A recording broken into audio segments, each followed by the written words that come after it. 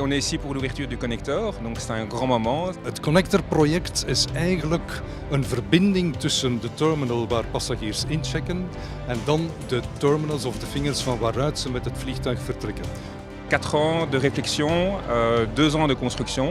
Donc c'est beaucoup d'énergie dépensée et voilà, le résultat aujourd'hui, ça va être le cœur de l'aéroport.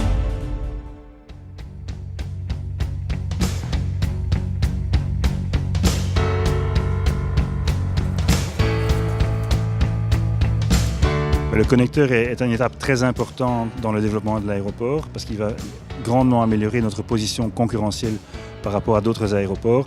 Et en fait, il prépare le futur de Brussels Airport.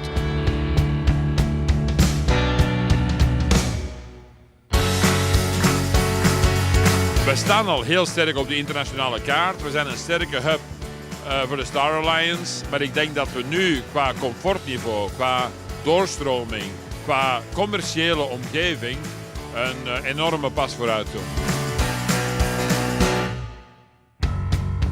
Wel, wij bevragen hier op Brussels Airport constant onze passagiers naar hun tevredenheid over heel veel verschillende aspecten.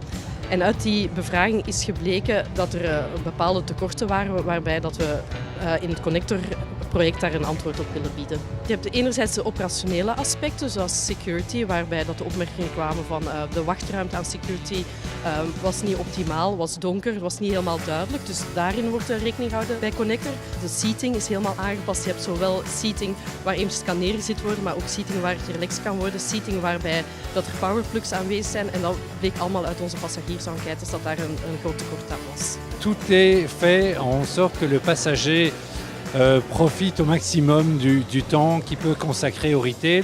Et alors le plus important, je trouve, c'est le succès, c'est la perception de la distance est complètement différente par rapport au tunnel précédemment. Et ça, c'est un vrai succès.